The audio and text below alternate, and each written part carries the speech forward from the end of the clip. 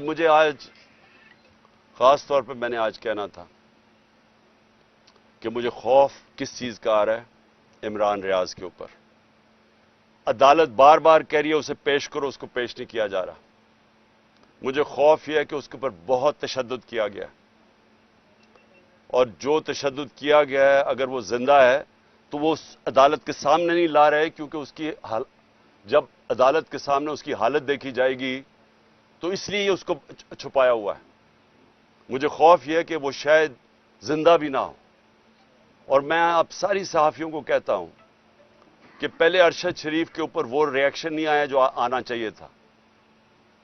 اب ایک عمران ریاض سے اوپر یہ جو ہوا ہے، اگر آپ اس ملک کی صحافی اس کے اوپر سٹینڈ نہیں لیں گے تو اگلی آپ کی کسی کی باری آ جائے گی، کیونکہ آج کوئی ہے کل کسی اور کی باری آ جائے گی۔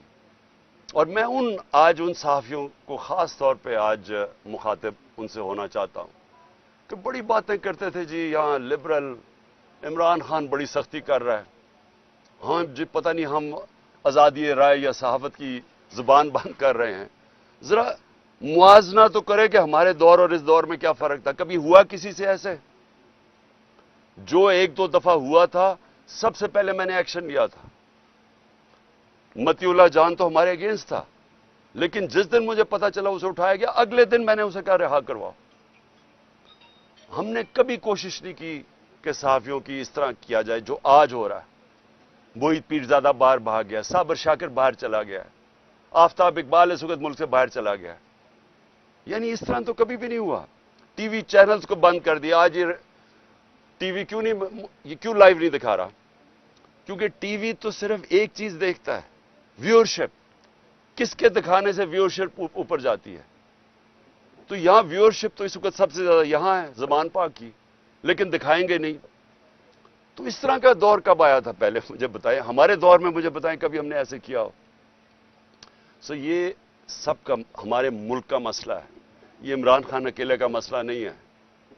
عمران خان تو کھڑا رہے گا، جو بھی ہوتا جائے، ساری زندگی وہ آخری گیند تک لڑنے والا ہے۔ لیکن میں اپنی قوم کو بتا رہا ہوں کہ یہ جدھر حالات جا رہے ہیں، یہ سارے آپ کے بچوں کا مستقبل تباہ ہو رہا ہے، یہ تباہی کی طرف جا رہا ہے۔ اور جتنا یہ ہم چپ کر کے سہتے رہیں گے جو ظلم ہو رہا ہے کہ اچھا جی تحریک انصاف کے لوگوں پہ ظلم ہو رہا ہے تو ہمیں تو نہیں ہو رہا، یہ آپ سب کی باری آئے گی اینڈ میں۔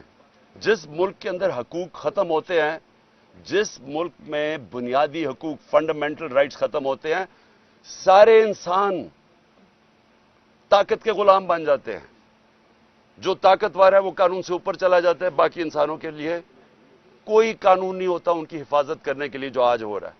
لڑکوں کو اٹھاتے ہیں، کوئی پتہ نہیں کیوں اٹھا رہے ہیں، صرف یہ کہ تحریک انصاف کے ساتھ ہے، پکڑ کے جیل میں، وہ وہاں سے باہر نکلتا ہے، اس کے بعد جناب اس کے اوپر ایک دم کوئی پولیس اٹھاتی ہے، کوئی اور اس کے اوپر ایف آئی آر پھر جیل میں ڈال دیتی ہے۔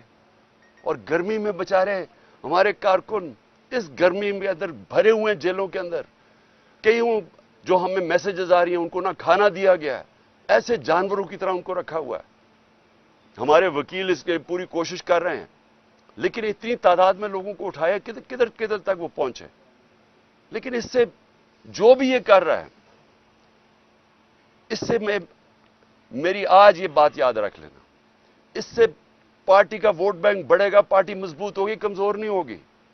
جو بھی چھوڑ کے جا رہے ہیں، جب ایک پارٹی کا 70% پاکستان میں اس سے زیادہ ووٹ بینک ہو، اس کو کیا فرق پڑتا ہے کون آئے کون جائے؟